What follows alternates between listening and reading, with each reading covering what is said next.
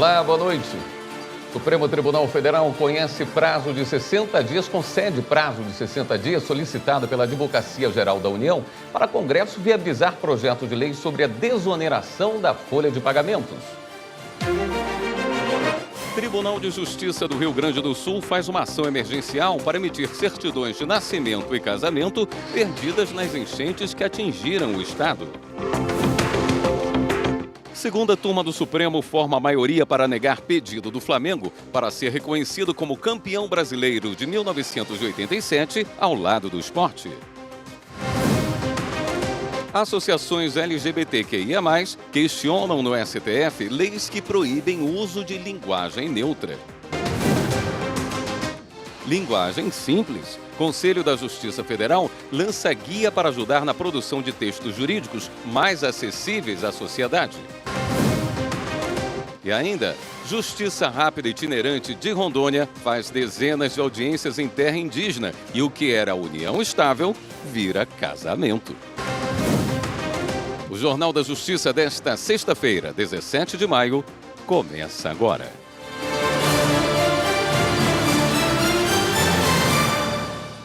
A gente abre esta edição do Jornal da Justiça falando sobre denúncias recebidas pelo Ministério Público do Trabalho do Rio Grande do Sul, apontando que funcionários têm sido obrigados por empresas a comparecer ao local de trabalho, mesmo em regiões inundadas pelas enchentes que arrasaram o estado.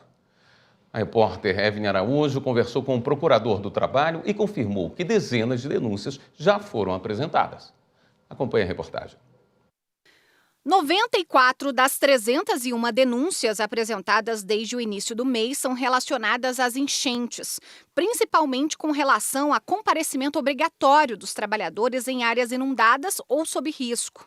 O procurador do Ministério Público do Trabalho do Rio Grande do Sul explica as limitações enfrentadas pelos empregados. As situações são diversas, então tem empresa que está totalmente alagada, tem trabalhador que não consegue chegar, tem empresa que não foi diretamente afetada pela enchente, mas ela indiretamente ela foi, porque não chega a matéria-prima, não chega os produtos, ou ela não consegue escoar os produtos dela por não ter transporte. A gente está também com o aeroporto interditado, sem previsão de retorno. Então, tem várias situações, é uma situação bem complexa. Por causa das enchentes, os prazos para a realização de alguns procedimentos no Ministério Público do Trabalho foram suspensos. Mas a suspensão não se aplica aos casos que envolvam irregularidades trabalhistas relativas à calamidade pública. Mesmo com a instabilidade vivida pelos gaúchos, o recebimento de denúncias no MPT continua pelos canais online. O Ministério Público do Trabalho criou um grupo para reunir entidades, representantes de empregados e empregadores do Estado e discutir medidas trabalhistas alternativas no atual cenário. A meta é definir, principalmente, ações que garantam a manutenção da renda e do salário dos trabalhadores. Que a gente busque o bom senso, é um momento complicado para todos, empregador, empregados, para todo mundo, um momento muito complicado. Então, a gente tem que buscar o diálogo social. Aí tem um papel muito importante das entidades sindicais, seja as dos trabalhadores, as profissionais ou das categorias econômicas. Fazer acordos coletivos, de repente, para tratar o caso específico de uma empresa, faz um acordo, situações mais gerais, tratar em convenção coletiva. Enfim, abrir o diálogo para se buscar soluções dentro do bom senso, da razoabilidade. No momento, os valores obtidos pelo MPT em todo o país com multas e acordos estão sendo revertidos prioritariamente em prol dos atingidos pelas enchentes no estado. Já foram confirmados mais de 5 milhões de reais destinados às vítimas da tragédia. O Tribunal de Justiça do Rio Grande do Sul está fazendo uma ação emergencial para emitir certidões de nascimento e casamento perdidas nas enchentes. Matheus Beck tem os detalhes. Em uma catástrofe, a primeira coisa que se perde é a cidadania. Muitas pessoas tiveram que deixar a casa sem um documento, que será fundamental para o acesso a qualquer recurso. O Regis da Silva, por exemplo, saiu do Sarandi, na zona norte de Porto Alegre, sem identificação alguma. A princípio eu achei que não ia acontecer, né? Assim que não ia levar água, subir muito. Mas eu moro no segundo piso, depois que chegou no primeiro, tapou as primeiras casas, aí eu fui obrigado a sair. Mas saí só com bote, com bombeiro, né? Não tinha como sair. Para minimizar esses transtornos, a Corregedoria Geral, em parceria com o Conselho Nacional de Justiça e os registradores civis do Estado, desenvolveu uma força-tarefa para auxiliar na emissão gratuita de certidões de nascimento e casamento para centenas de moradores da capital e de cidades da região metropolitana. As pessoas perderam tudo. E o primeiro documento civil para poder fazer identidade, carteira de trabalho, obter acesso aos benefícios sociais, até provar que tem a conta no banco, porque as pessoas não conseguem se identificar para conseguir fazer algum saque. Elas precisam de documento. A ação é simples e as pessoas não precisam apresentar nenhum outro documento físico. Apenas se identificarem no balcão dos locais de acolhimento e dar informações básicas. Uma mulher em prisão preventiva recebeu habeas corpus para cuidar das filhas em regime domiciliar durante a calamidade pública no Rio Grande do Sul. Repórter Bruno Silveira. A quinta turma do Superior Tribunal de Justiça, por unanimidade, concedeu habeas corpus para substituir prisão preventiva em domiciliar para uma mulher presa em flagrante sob a acusação de tráfico de drogas. De acordo com o processo, a intenção da presa é cuidar das filhas pequenas durante o estado de calamidade pública. A mulher pediu o habeas corpus inicialmente ao Tribunal de Justiça do Rio Grande do Sul, que denegou o pedido. A Defensoria Pública da União do Estado alegou ao STJ que as filhas da detenta, uma com apenas 5 meses, dependem inteiramente dos cuidados maternos. A Defensoria também apontou que a mulher é ré primária e o delito pelo qual foi presa não envolveu violência ou grave ameaça, podendo ser aplicadas as diretrizes do CNJ para a flexibilização da prisão em virtude do estado de calamidade gaúcho. No entendimento da quinta turma do STJ, a flexibilização das prisões pode ser justificada por motivos humanitários ou questões práticas e operacionais relativas à crise e aos órgãos responsáveis pelo gerenciamento das ações estatais. Para a relatora do recurso, ministra Daniela Teixeira, a liberação temporária ou a aplicação de medidas alternativas, como a prisão domiciliar, podem ser necessárias para aliviar a pressão sobre as prisões. Para a ministra, a adoção das diretrizes 8 e 9 do Conselho Nacional de Justiça, no caso, contribui para a preservação dos direitos das crianças e evita a reiteração da suposta conduta criminosa da mãe.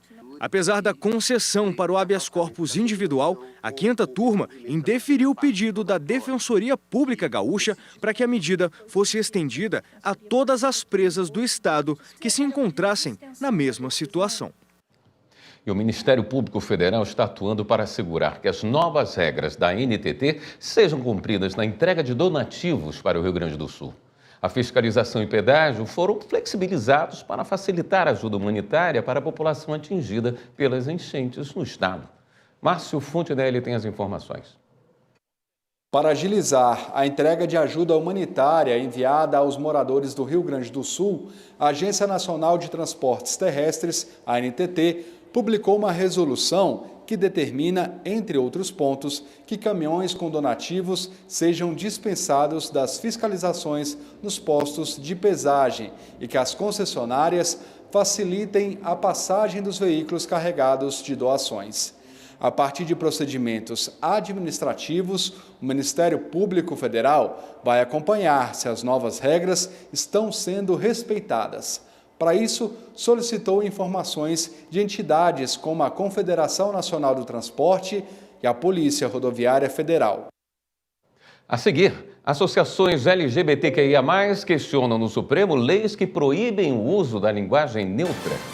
E veja também, Conselho da Justiça Federal lança guia para ajudar na produção de textos jurídicos com linguagem simples. A gente mostra já.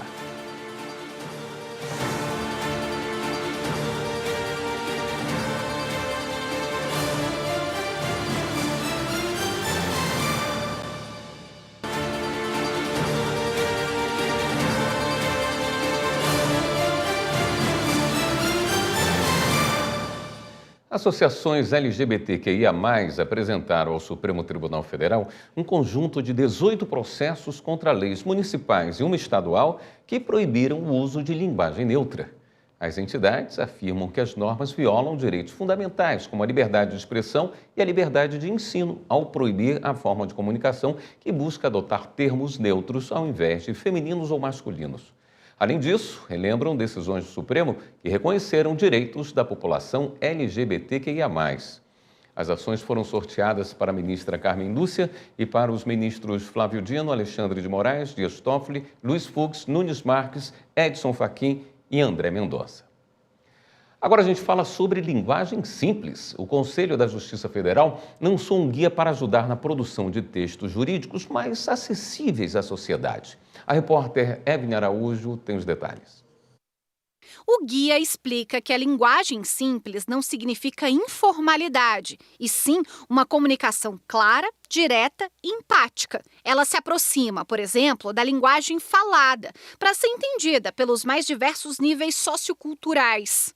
O Conselho da Justiça Federal propõe substituir termos formais e complexos por palavras de fácil entendimento. Isso elimina barreiras de comunicação e promove a transparência nos atos administrativos e judiciais. Ao simplificar a linguagem, o CJF quer promover inclusão, transparência, confiança do público no sistema jurídico, acesso à informação e melhorias da eficiência e produtividade. O guia foi criado pelo IPLab, o laboratório de inovação do Conselho, que recomenda que o conteúdo produzido pelos tribunais seja compreendido tanto por magistrados e servidores quanto por cidadãos comuns. A iniciativa do CJF segue recomendação do Conselho Nacional de Justiça, que instituiu o Pacto Nacional do Judiciário pela Linguagem Simples. Além de simplificar as comunicações, o CNJ também incentiva a acessibilidade. Os tribunais devem aprimorar o uso de língua brasileira de sinais e audiodescrição nos atos judiciários. A primeira turma do Superior Tribunal de Justiça definiu que uma suspensão aplicada a um servidor civil estadual de São Paulo não impede a posse dele em novo cargo. Repórter Jéssica Castro.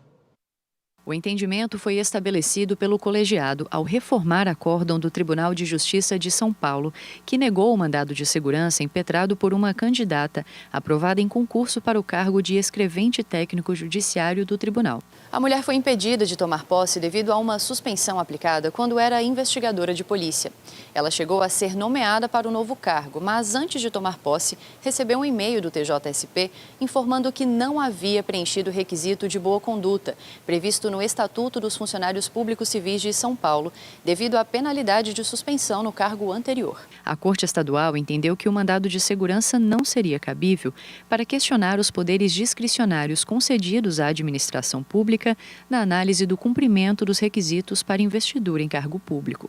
O ministro Sérgio Cuquina, relator do recurso em mandado de segurança, explicou que nos casos de nomeação e posse em cargos públicos, com relação às condições como ordem de nomeação e comprovação dos requisitos para investidura, não há espaço para o exercício de juízo discricionário.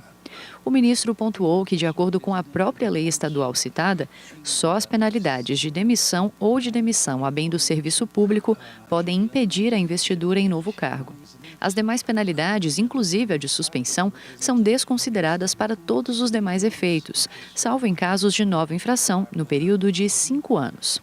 Seguindo este entendimento, a primeira turma considerou que a suspensão prevista no Estatuto dos Funcionários Públicos Civis de São Paulo, por si só, não impede o servidor estadual de tomar posse em outros cargos públicos. E um seminário do Superior Tribunal de Justiça discutiu aspectos jurídicos do mercado de carbono no Brasil. Marina Campos tem os detalhes. Na abertura do seminário foi realizado 1 minuto de silêncio em respeito às vítimas da tragédia no Rio Grande do Sul. Na sequência, o ministro Ricardo Vilas Boas Cueva, coordenador científico do evento, falou sobre a necessidade de incluir no debate sobre mudanças climáticas ferramentas como o mercado de carbono, que já está implantado em outros países, mas ainda não tem regulação no Brasil. Elas podem ser combatidas de maneira mais eficiente, não apenas pela regulação, mas também pelos incentivos econômicos ao combate às emissões. Os mercados de carbono já se têm desenvolvido. Sem regulação não há possibilidade de haver um mercado de carbono. Estaremos perdendo a possibilidade de nos valer dessa ferramenta essencial para para o combate à mudança climática. O ministro do STJ, Herman Benjamin, também coordenador científico do seminário, apresentou uma visão do tema. Entre outras coisas, o ministro ressaltou a necessidade da aprovação pelo Congresso Nacional da regulamentação desse mercado. Esse marco regulatório é absolutamente essencial e absolutamente urgente. Nós não podemos imaginar que este conjunto de normas possa esperar. Nós não temos esse tempo, o espaço temporal para o legislador aqui é extremamente curto, o que traz, por um lado, um desafio, mas também dificuldades, sobretudo se se quer fazer um marco regulatório que tenha não apenas consistência na substância, mas também que acerte nas fórmulas que venham a ser adotadas. Com o chamado mercado de carbono, serão estabelecidos para determinadas empresas limites de emissões de gases do efeito estufa. Aquelas que mais poluem deverão compensar suas emissões com a compra de títulos. Já as que não atingiram o limite poderão emitir cotas a serem vendidas no mercado de crédito de carbono. A ministra do Meio Ambiente e Mudança do Clima, Marina Silva, explicou que o mercado pode contribuir para o país de várias formas, além dos impactos ambientais já previstos.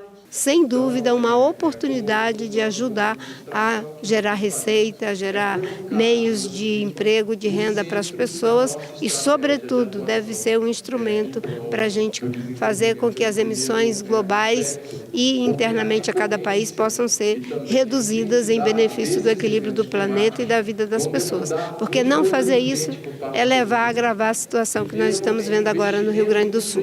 O advogado-geral da União, Jorge Messias, que também participou da abertura, parabenizou a iniciativa do STJ em debater o tema e lembrou que o assunto pode ser alvo de processo futuramente. Fazer uma discussão do novo marco legal no Tribunal da Cidadania é uma oportunidade única.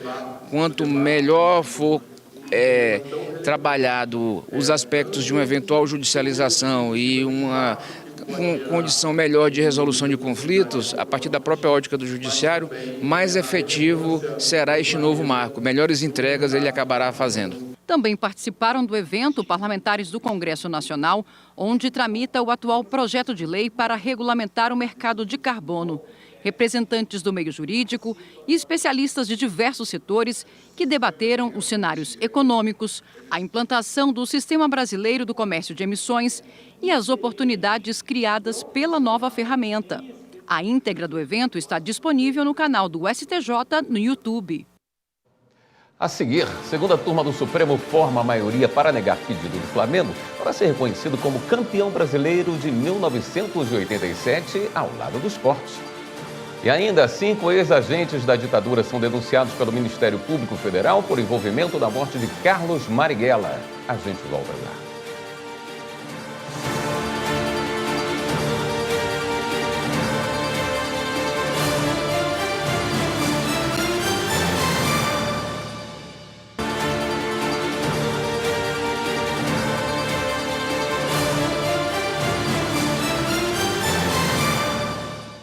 Nesta sexta-feira, o ministro do Supremo Tribunal Federal, Cristiano Zanin, concedeu prazo de 60 dias solicitado pela Advocacia Geral da União para o Congresso viabilizar um projeto de lei sobre a desoneração da folha de pagamentos.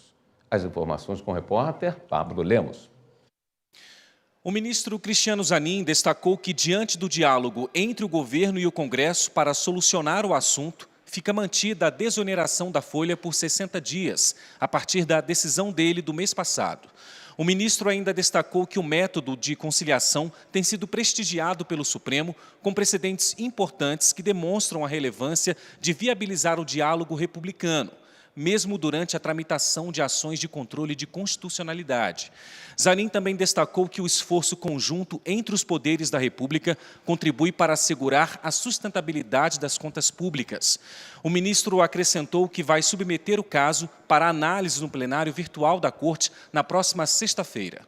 Ontem, o Congresso e o governo entraram em um acordo sobre a desoneração da folha de pagamentos. O requerimento de urgência já foi apresentado e o texto deve ser votado na próxima semana. A segunda turma do Supremo formou maioria para negar o pedido do Flamengo de ser reconhecido como o campeão brasileiro de 1987 ao lado do esporte e ter direito à Taça das Bolinhas, dada ao primeiro time a ser campeão brasileiro 5 vezes. Quem conta essa história é a repórter Viviane Novaes.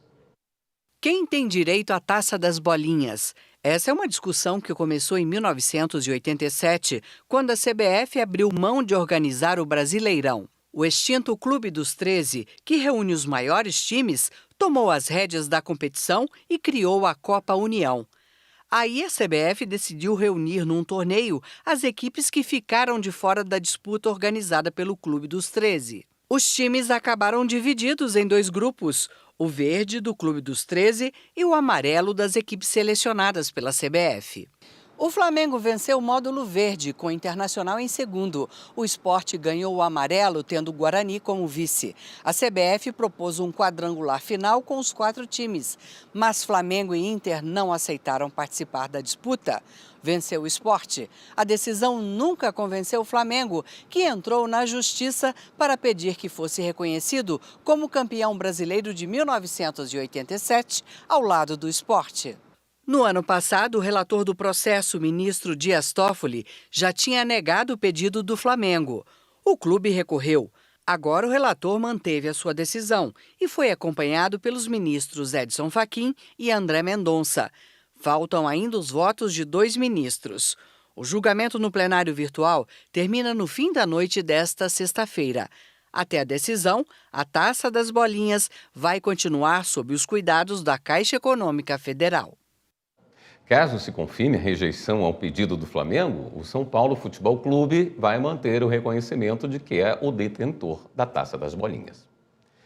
5 ex-agentes da ditadura foram denunciados pelo Ministério Público Federal por envolvimento na morte de Carlos Marighella, líder da luta contra o regime militar. Os detalhes com o repórter Márcio Fontinelli. Marighella foi executado em novembro de 1969 em São Paulo, depois de sofrer uma emboscada. De acordo com os documentos levantados pelo Ministério Público Federal, na época, quase 30 oficiais ligados ao Departamento de Ordem Política e Social estavam envolvidos no crime. O MPF denunciou recentemente 4 desses ex-agentes por homicídio qualificado. Carlos Marighella dirigia a Aliança Libertadora Nacional, organização de resistência armada ao regime militar.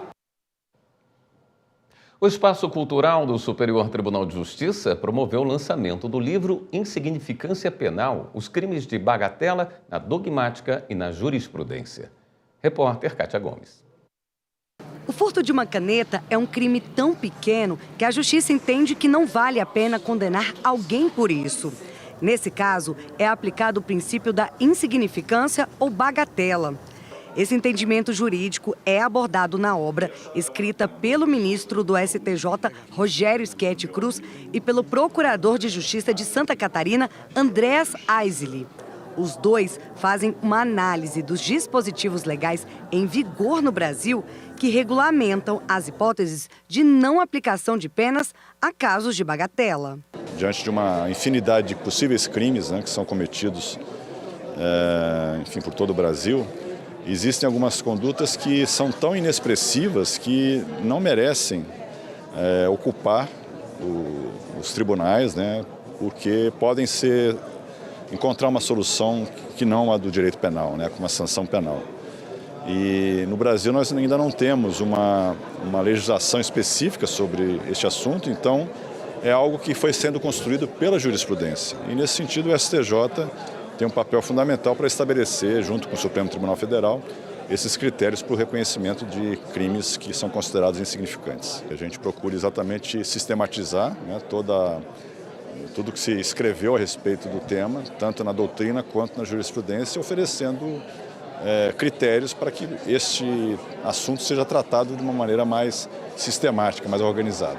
O procurador de Justiça de Santa Catarina, Andreas Aiseli, explica que o estudo pretende contribuir para o aprimoramento doutrinário e jurisprudencial a respeito da bagatela, abordando as peculiaridades teóricas e práticas da justiça criminal brasileira. Esse é um tema bastante comum na nosso cotidiano, nossa prática jurídica, que são os delitos de pequena repercussão social.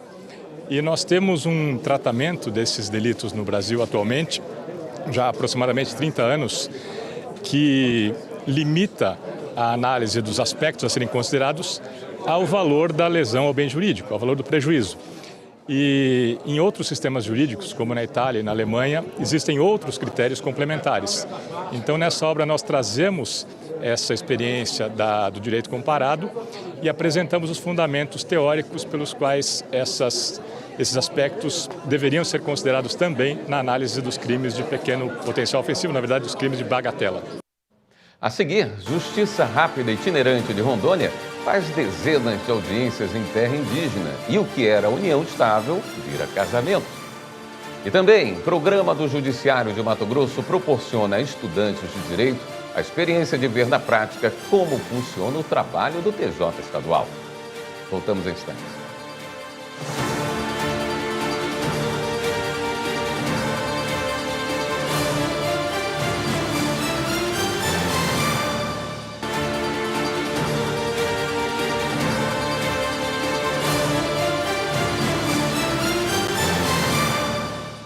Proteger crianças e adolescentes é missão de todos nós. E a Justiça do Trabalho está engajada nessa causa com iniciativas para combater violações na infância e na adolescência. Um dos objetivos é impedir a exploração sexual de crianças e jovens, que é considerada pela Organização Internacional do Trabalho uma das piores formas de trabalho. Hoje, no Dia Nacional de Combate a esse tipo de crime, a repórter Larissa Batista preparou uma reportagem especial sobre o assunto.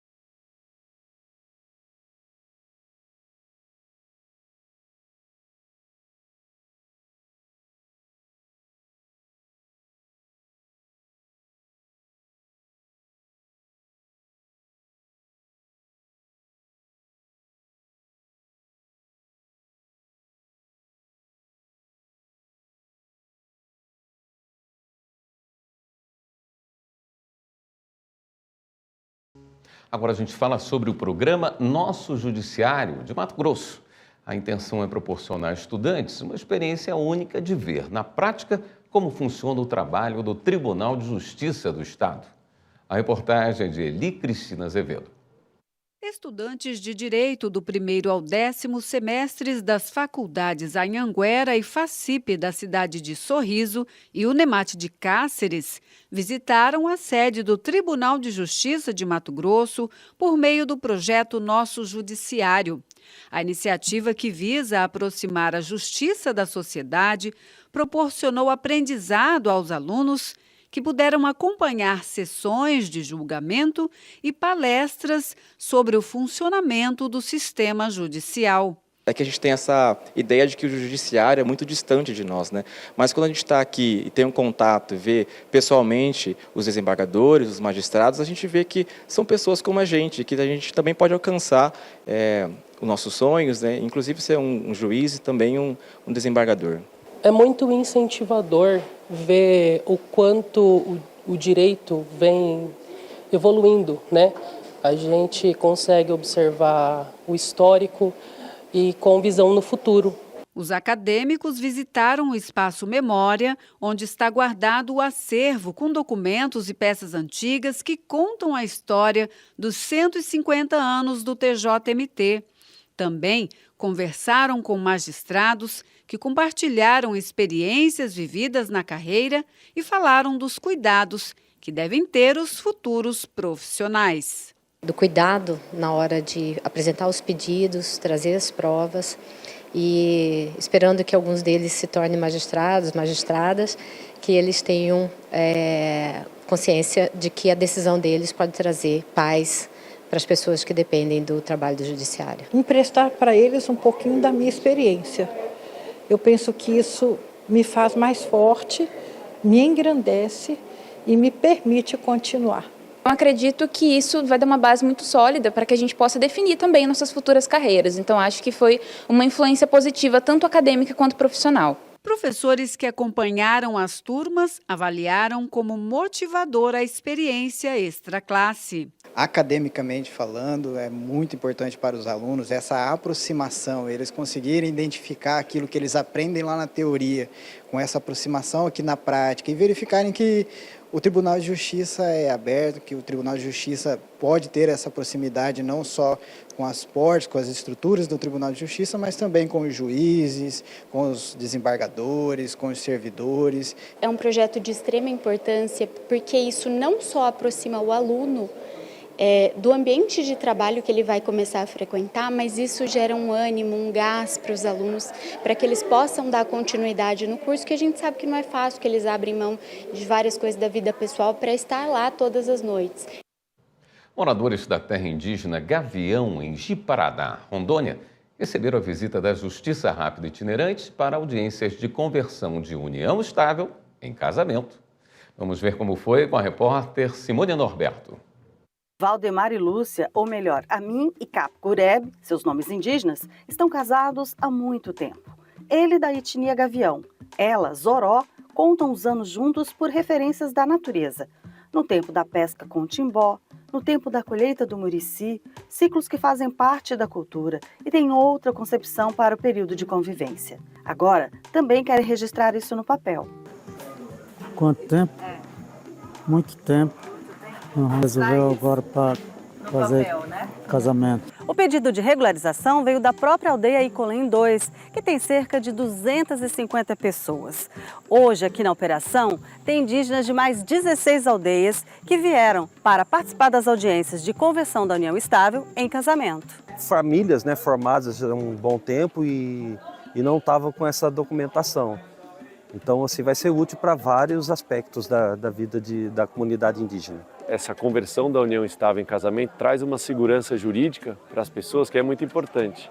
Porque lá na frente, inevitavelmente, vai acontecer, por exemplo, a morte de um dos cônjuges.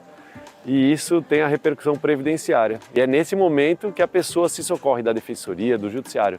E já tendo esse documento, como a gente vai conseguir gerar ele hoje, facilita aí muito a vida das pessoas. Essa ação é muito importante para a comunidade e para o judiciário, porque o Judiciário, o Ministério Público e a Defensoria chega até a comunidade para oficializar uniões que já existem ou que querem iniciar a sua família. Então é muito importante para dar a cidadania àqueles que a buscam. Ao todo, 49 casais têm suas uniões reconhecidas. Os mais jovens são Edivan e Jéssica Gavião, de 17 e 18 anos, que acabaram de casar na aldeia. Já Aurélio e Mariazinha, casados há 40 anos, comemoram a conquista e seguem a rotina. Roça, planta banana, planta abacaxi, né? Na língua gavião, os indígenas agradecem o atendimento ao chamado. Estou muito agradecido com a vinda de vocês.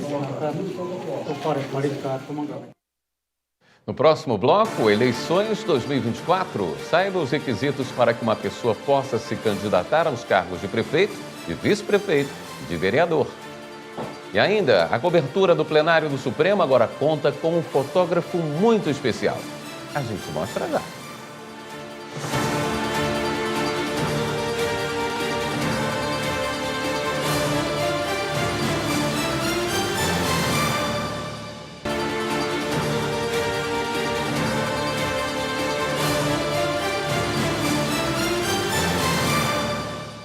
Agora o assunto é processo eleitoral brasileiro. Você vai conhecer os requisitos para que uma pessoa possa se candidatar aos cargos de prefeito, de vice-prefeito e de vereador. A reportagem é de Carolina Chaves. No dia 6 de outubro, os eleitores de mais de 5.500 municípios vão escolher um prefeito, vice-prefeito e os vereadores. Ao elaborar a Constituição de 88, os constituintes definiram as aptidões para quem pretende exercer cargos do Executivo ou Legislativo. Hoje, a Constituição, no artigo 14, parágrafo 3º, ele estabelece quais são as condições de elegibilidade.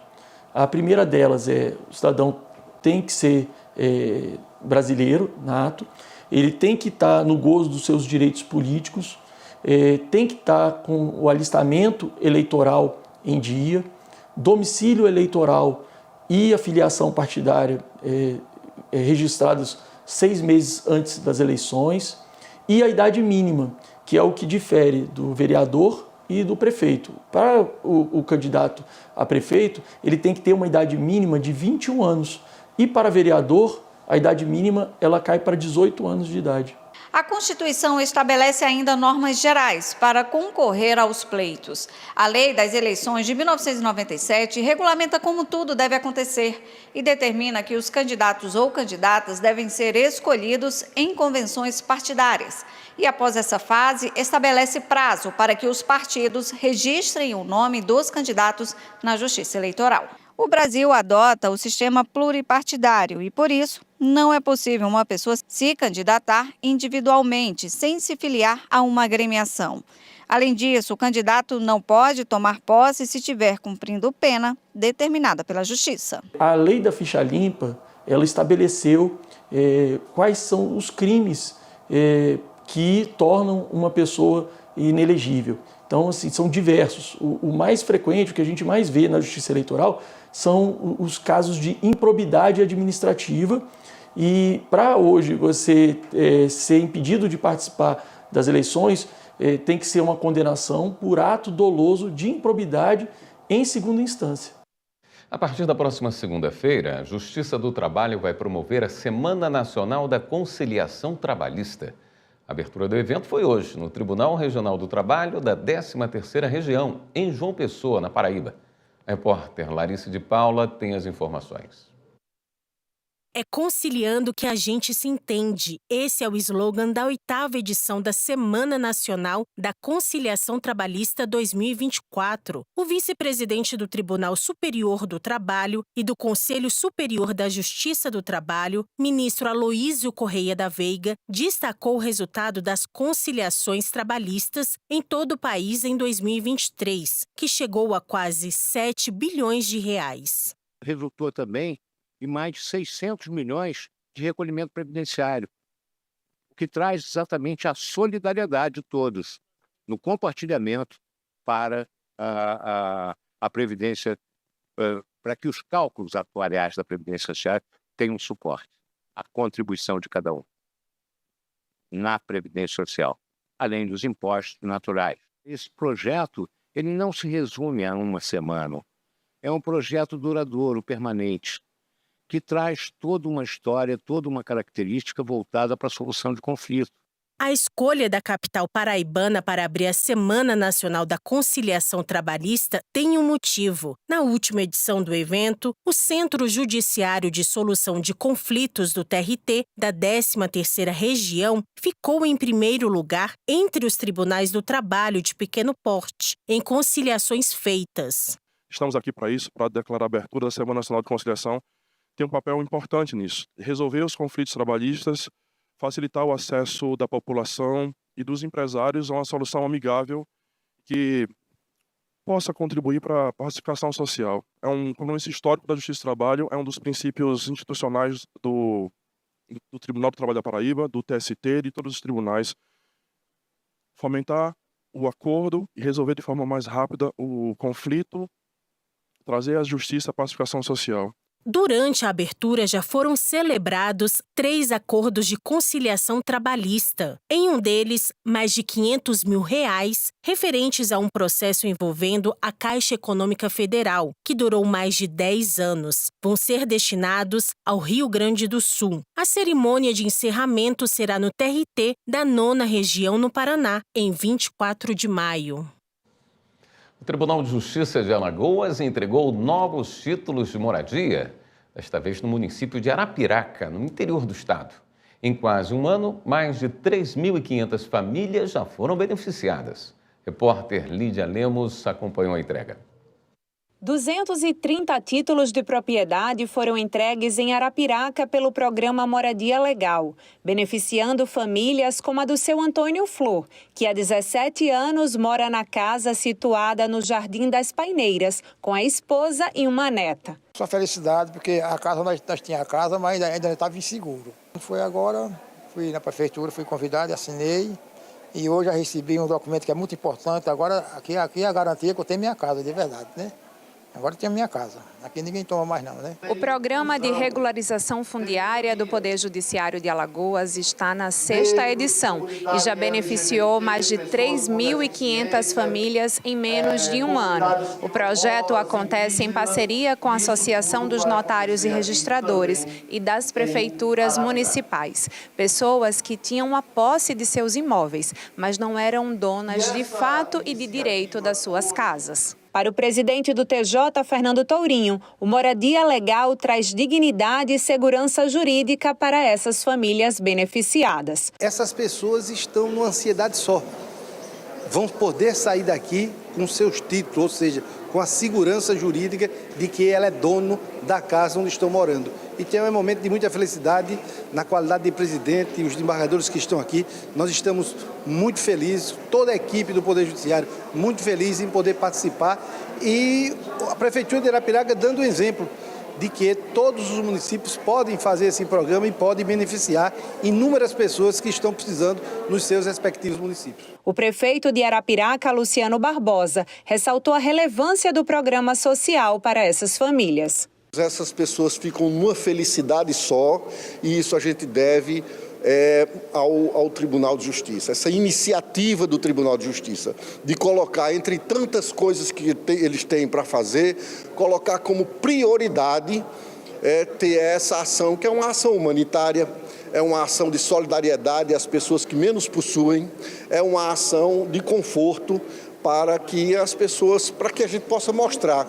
Não é que fazer justiça não é só você estar ali no processo, dando o seu parecer, julgando, mas é também a extensão, sair dos muros do fórum para poder apertar a mão do cidadão simples e humilde, saber o que é que ele precisa e ter a sensibilidade de fazer mais por quem mais precisa.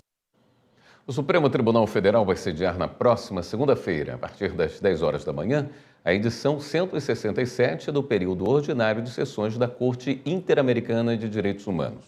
Entre os dias 20 e 24 de maio, serão realizadas diferentes atividades, entre as quais o Seminário Internacional sobre Desafios e Impacto da Jurisprudência da Corte Interamericana de Direitos Humanos e 2 audiências públicas.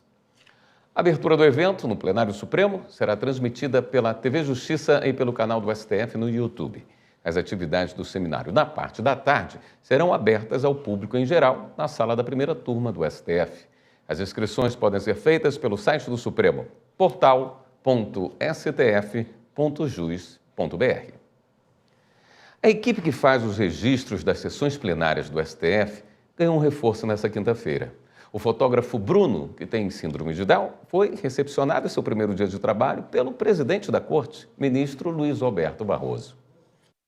Eu queria registrar também, nós inauguramos um programa aqui no Supremo Tribunal Federal de integração de pessoas especiais e está começando hoje como fotógrafo aqui no plenário o Bruno, que é uma pessoa querida e especial com síndrome de Down e que vai trabalhar aqui sob o acompanhamento dos fotógrafos mais experientes. Bruno, seja muito bem-vindo, estamos muito felizes de ter você aqui.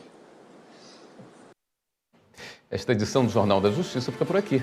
Na sequência, você acompanha o programa Artigo 5º e na Rádio Justiça fique com a Voz do Brasil. A gente se despede com imagens que marcaram essa semana. Uma boa noite para você.